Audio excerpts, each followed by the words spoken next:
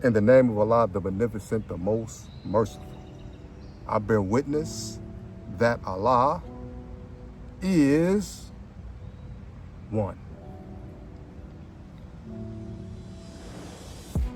This is the video that I was speaking about at the end of my last video, that when you deal with a person that's not for you, how do you know? And all of us have discernment. But how do you know if your discernment is discerning from God or discerning from your insecurities and your paranoia? How do you know the difference?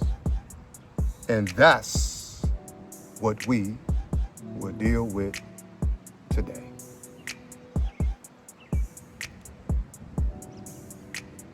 Every human being,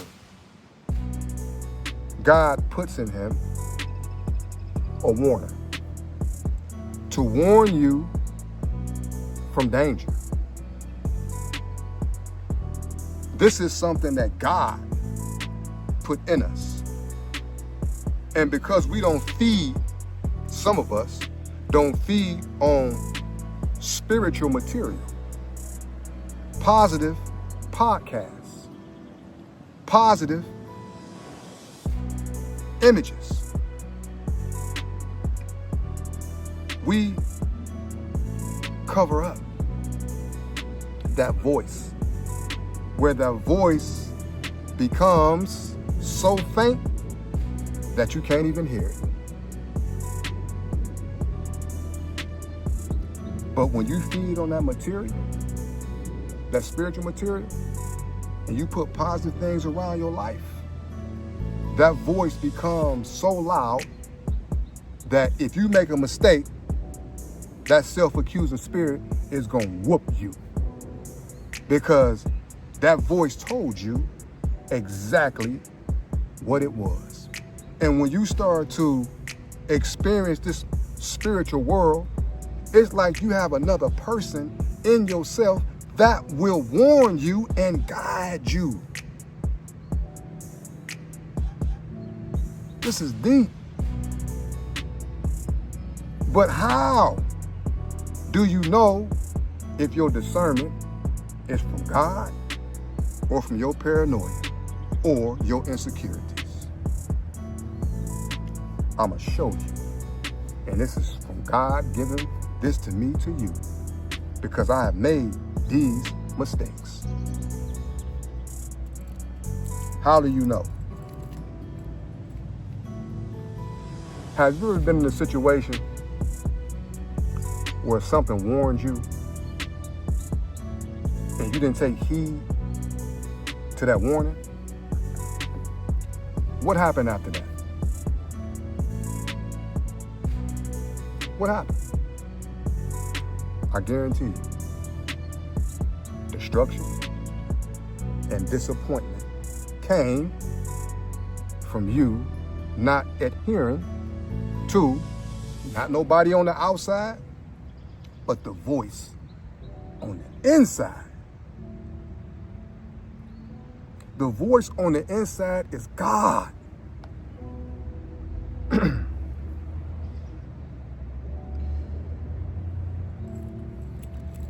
I'm gonna tell you how you can distinguish which one is it. But before that, I'm gonna give you a story where I stopped. I always listen to the inner voice inside of me. I have good discernment. But when you discern, you have to follow that every single day, every step of the way. And you can't ignore it, because if you ignore it just a little, or if you ignore it one time, it can cost you your life.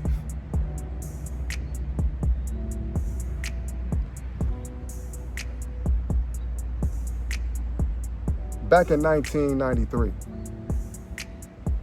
we was living illegal. And we had a spot where we sold narcotics out of the house, out of the apartment. And this was a strange day this day, because I went to the dry cleaners and I got my clothes out of the dry cleaners and I went back over to our spot. And my baby's mother called me and said, "Are you coming over?" I said, "Absolutely." She said, "Well, I'm gonna come get you. Call me when you're ready." I said, "All right." And I sat over there all day, and then everybody started coming over there. We started shooting pool. You know what I'm saying? We started joking and playing as, young 20-year-olds do. And before that day, a song came on, and it was called "The End of the Road" by Boyz II Men. And I'm sitting there rocking my head listening to it. The next day,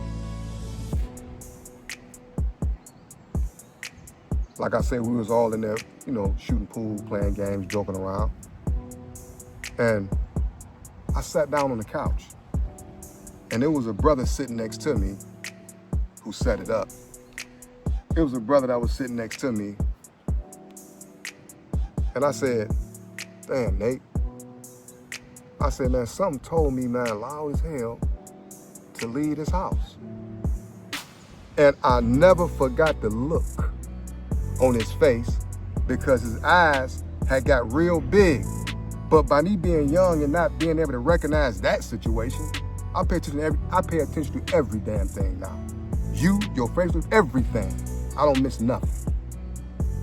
By me not taking advantage of knowing why he looking surprised like this, it didn't dawn on me.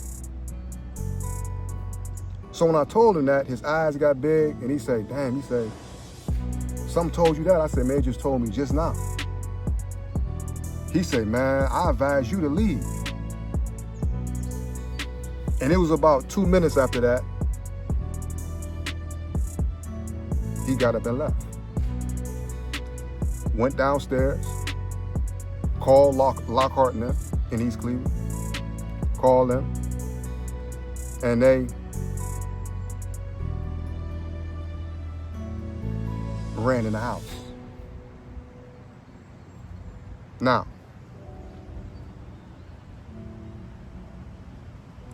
the brother that was sitting next to me was the one who set it up. So when I told him something told me to leave the house, he couldn't understand, how did you get that information? How did you know that? Because God told me that. But because I didn't listen to my self-accusing spirit, it cost me 11 years in prison. And off of that, I did 10 years in 2 months. So when you deal with a warner that's in you, you better listen to it. And it can't be paranoia, because I'm gonna show you how to regulate the difference and know the difference. Now,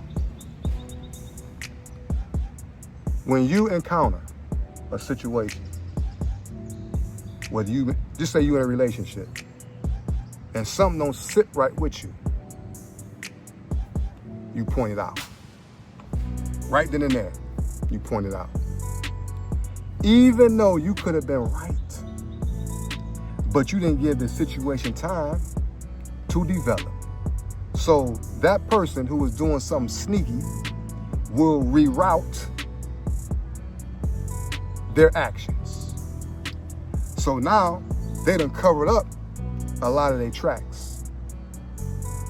So now you are now back at the beginning of that feeling and not being able to catch their BS, because you spoke too soon.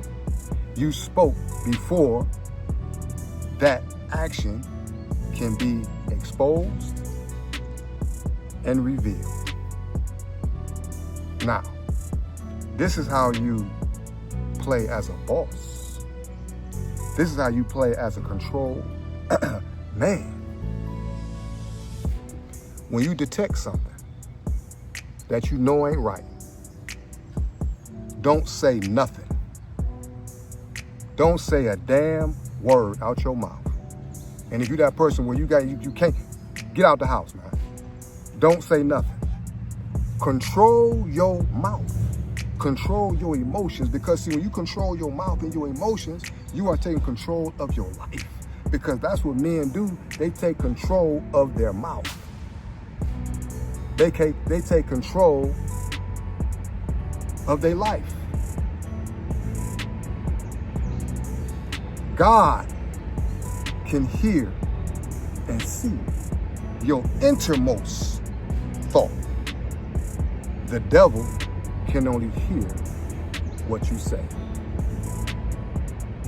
Period. He can't read your thought, but he can read what you say. And then set up his beachhead on enemy territory, which is your territory, because you are his enemy. So, don't say nothing. Don't say a word. When you detect something, just sit back and watch. And watch. If it don't materialize, just keep watching. But when it materializes,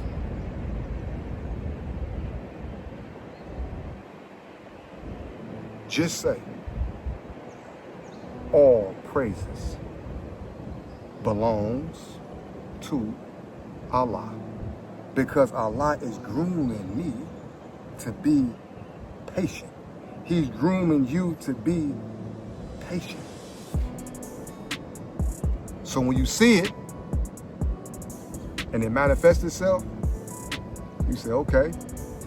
Now, another situation arises. Don't say nothing. Now you became a little stronger. You don't say nothing. In that situation, materialize. You say, wait a minute, this is becoming a pattern. Silence manifests a person's wickedness. You know why? Because they think you don't see their behavior. Or they think you don't see.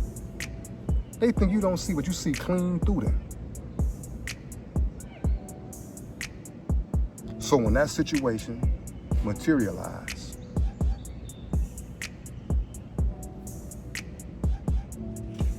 you say again, all praise due to Allah. You run across another situation, and that materializes. You don't say nothing, you just let it develop and take form. And when it takes form, where it can be proven in a physical presence, you got to say again, all praise is due to Allah. Now, how you govern that is, when you detect something, you're able to be 10 steps ahead of that person. 20 steps ahead of that person. Because they are functioning off of the world and you're functioning off of spiritual guidance. Two different worlds that promote two different realities. But that spiritual world will protect God's believers. That's what discernment is for. So everything don't need to be addressed. Let it materialize and take form. Then when it takes form, now you are in a situation where you can make a precise, accurate decision that will benefit both of you. Because it's hard as hell to live around a person that you don't trust. It's hard as hell to live around a man who you don't trust. Every woman that has a good heart that was loyal to her man, I guarantee you, God warned you that something was taking place with this brother.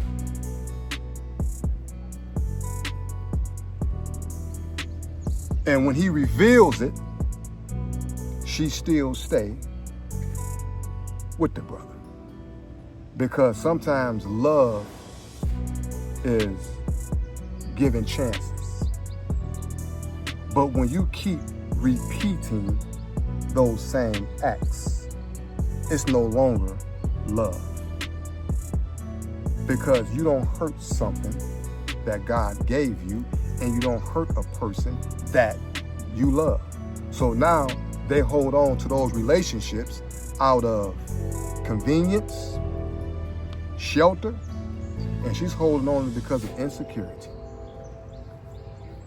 Because she may not think she can get something better than this lane. And he may not think he can get something better than her, Jezebel.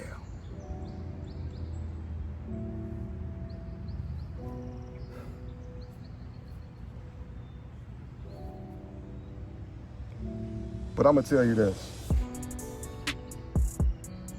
When a woman is warned, take heed to your warning.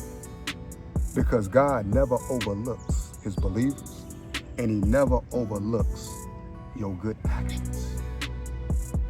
And if you have patience, he will put you in a relationship where you belong. That's approved and signed by him. And you will know it, because it'll just be a relationship that just moves. It moves natural. It moves like nature. It moves like the seasons. It moves natural. It spins like the earth, 1,003rd on its axis.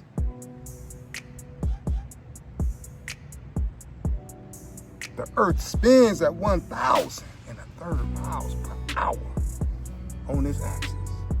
And guess what? You can't even feel the ride. Because the mountains are set up to give balance to the rotation of our earth. That's the magnificence and the brilliance and the divinity of God. So your relationship, if everything is set up in the right order, your relationship also will rotate smooth. All praises belongs to Allah.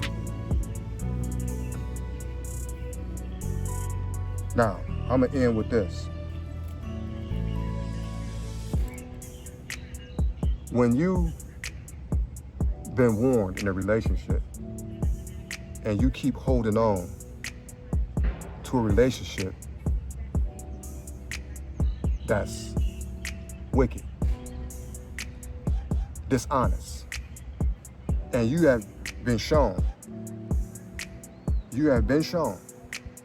the dishonesty in that relationship numerous of times, then my question is, what's the point of you asking God to reveal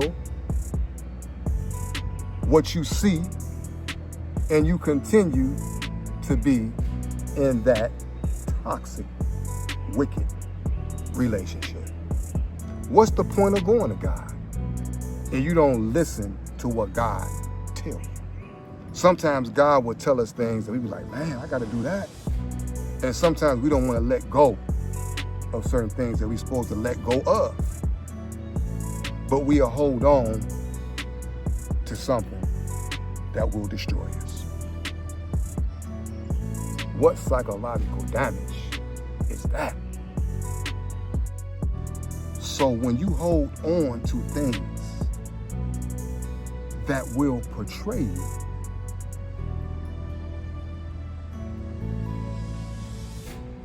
how can you grow stronger in the spirit of God in a toxic environment? Make that make sense to me.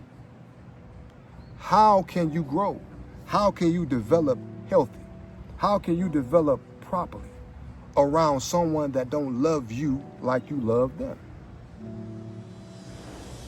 How can you grow with somebody and you know that they will betray you? How?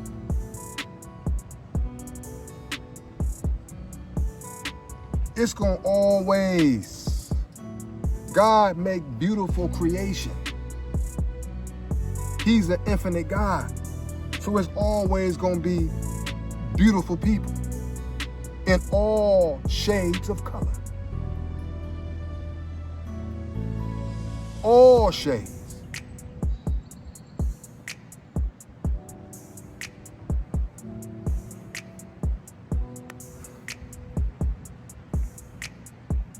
God is our creator. He creates human beings in all different walks of life. But just because we have billions and billions of people, God is so mathematically precise. He only gives you one heart. And that one heart in amongst of billions of people is suffice and more than enough for the woman or the man that you love.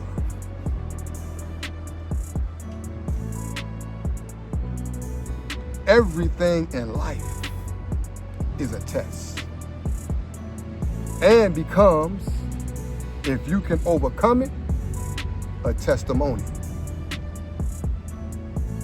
We are born rich. Born rich.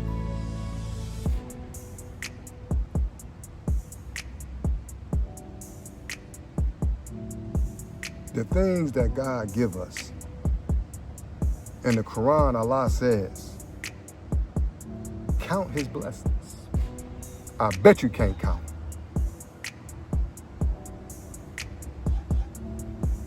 We are blessed.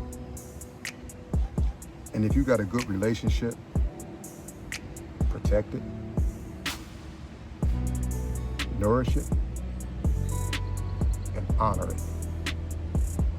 Because when you have a good relationship,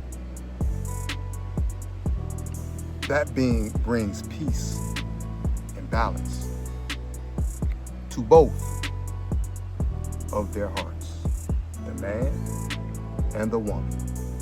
It'll produce a balance of love and deep-seated trust. And betrayal is not even an option. When she see another man looking at her, it's a form of disrespect. When he see another woman looking at him behind his woman's head, it's a form of disrespect. Because that's how much they have grown to love and respect each other. That's a love that you die for. That's a love that you respect. That's a blessing that you get from only God. She have to be engaged in the word, and he has to be engaged in the word. This is how the word cleanses your insides. It's just necessary that we feed on what we say we believe.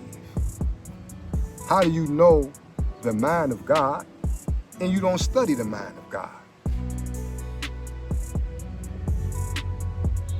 How do you know God's trials and tribulations? And I'm not talking about just hearing it on TV, but I'm talking about you read it yourself. When you see something on TV and you read yourself, the book has a different impact. Like you can read a novel that they made from a movie. You can look at the movie and say, okay, that was a good movie. But when you read the book is more detailed. The book gives you a different expression. It gives you more clarity and more detail of what's going on in that situation, in that book. Well, God is the same way.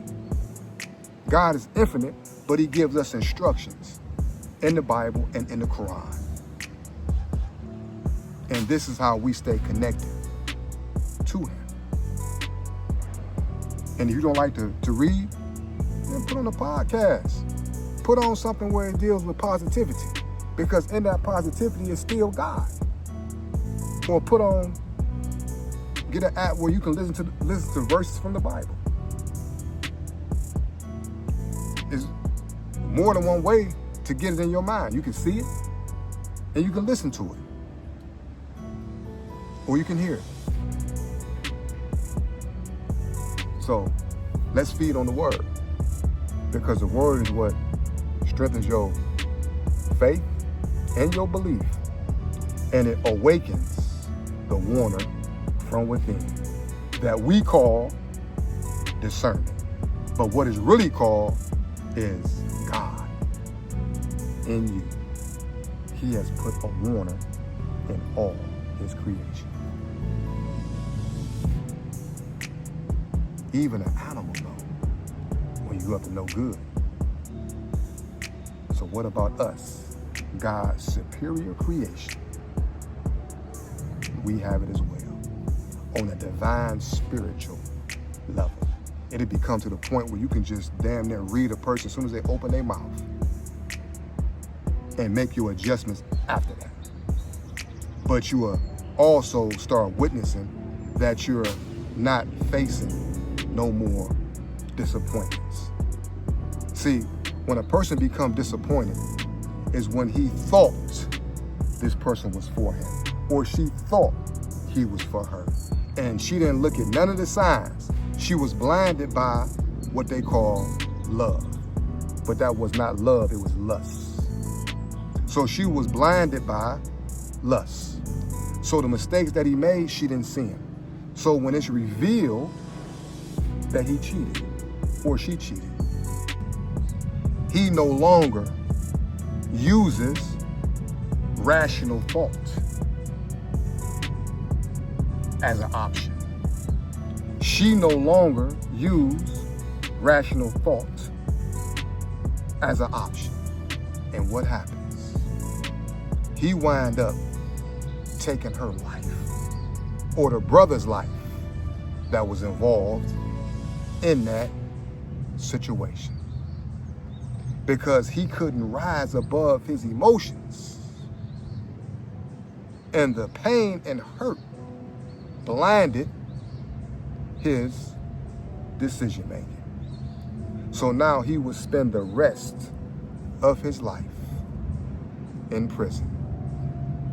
And the root is, you didn't pay attention to the signs that was in front of you. And you quieted that self-accusing spirit, that warner who warned you numerous of times. So now when you're in prison, you have no other option but to study yourself. So when you in your cell, all that will come up in your mind. Dang, something told me I should have stopped dealing with her. But you was forewarned. You didn't listen to God. And by not listening to God, you traded by not listening to God for your life. Now, how does it affect her? She has the ability to kill too, because of hurt. And women have killed their men, have cut their Johnson off, because she caught him cheating. And since the woman is the nurturer, to our race. The black woman is the nurturer to our race.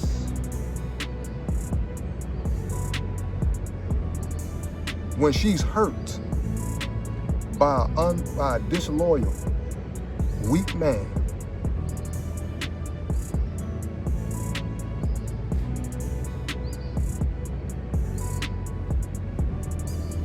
she carries that bitterness. So if you'd have had children by her,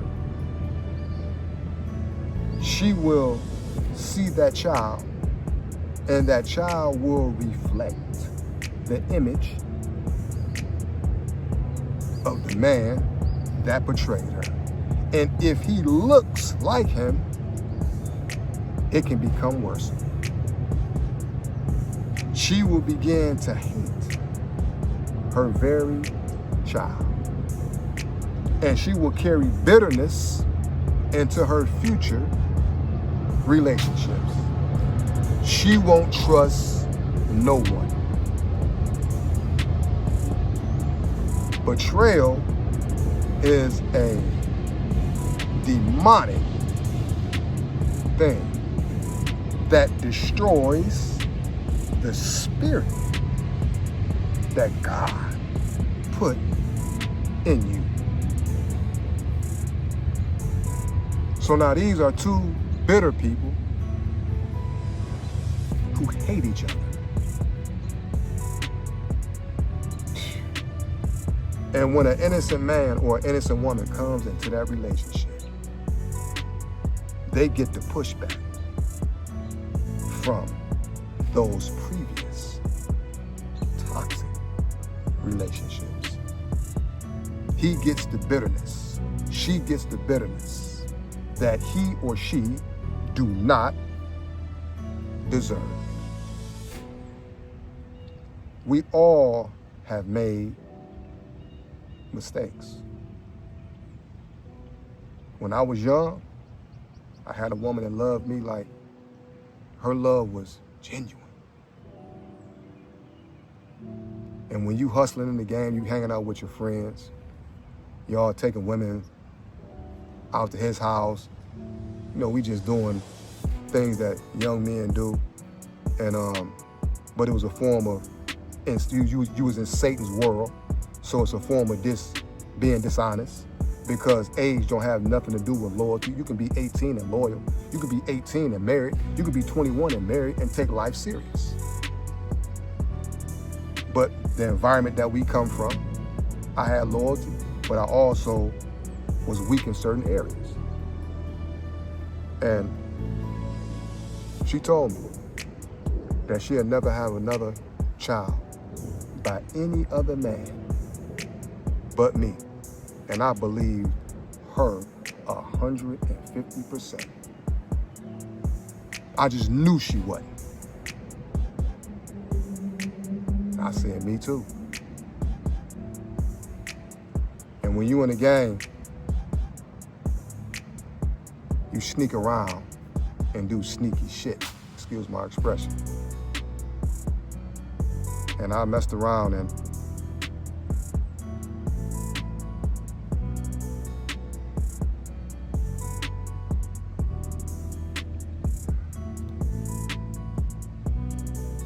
I cheated. And it was right after that I went to prison. And I had 10 years to think about that. And I said, I'm not perfect, but I would never hurt a woman like that again. And to this day and date, I have not done that, because betrayal is something that don't settle right with any man or woman if they got a heart. And she think that I hurt her, But by me collapsing my word and I knew how serious her word was, I was just as much pain, or not even more, than she was. She was in pain for betrayal, but she wasn't in pain for betraying me.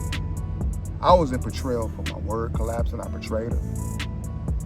Just a whole combination of stuff that I didn't carry out. And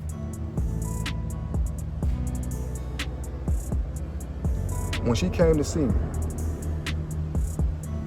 the look in her face,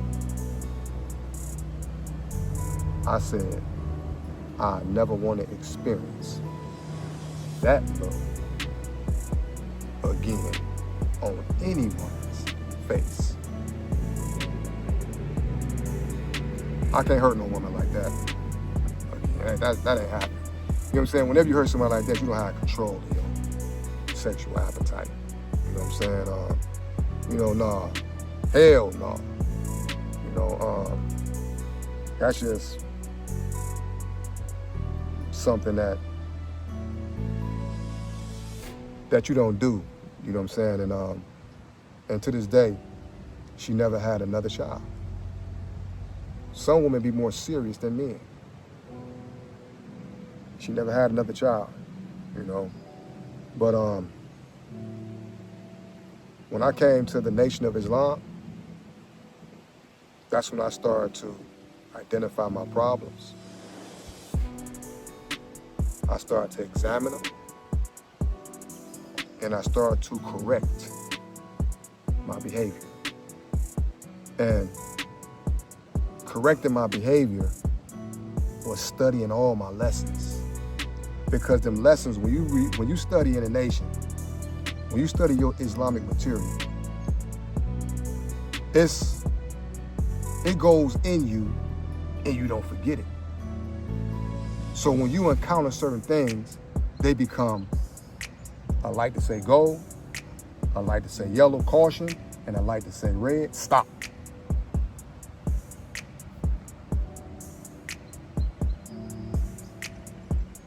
So when I start reading and start realizing more of the in-depth damage that I done, I said, I'll never do that again. And I've been home for 21 years. I've never done that again. I may make mistakes, but it won't be that. It'll never be that. I wouldn't even want to hurt a woman like that.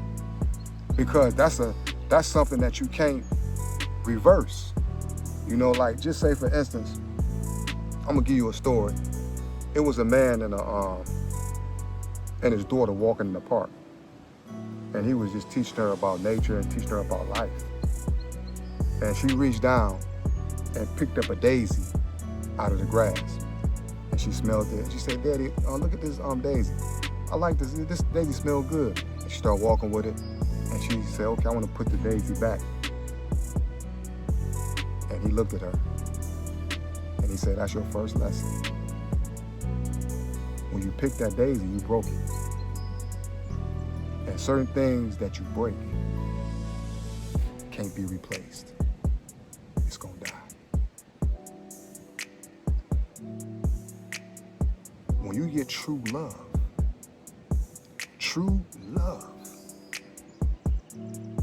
hold on to it and protect it. And never break or betray them vows. Because once you break it, it can never be truly replaced. It can be forgiven, but it can never be truly replaced. Love is something that you just don't play with. If you're gonna play, go on the streets and play to your heart's content. Because there's a whole bunch of clowns out there that will play with you and entertain you. But if you got any intentions on living right and getting a good man or getting a good woman, then you live by the code that God gives you. And And one of them codes is loyalty. And that's all I got to say. I'm going to leave with this. Protect what God give you. Because when you portray someone that you love, that love can never be truly repaired. It can be forgiven, but it'll always be a seat in that person's thought that you betrayed them. Betrayal is nothing to play with. God gave us Jesus and told us and showed us the signs of betrayal and the devastating effects that's associated with betrayal. So protect what God has given you, because in some situations, when you mess up like that, you will never find that true love again in your life. In your life. So hold on to what love you, and you love it, and you love them. Loyalty is an honor. It's noble, and it's a part of our DNA. It's a part of our nature to be loyal. Your brother, Kabir, Legend, Muhammad. Peace.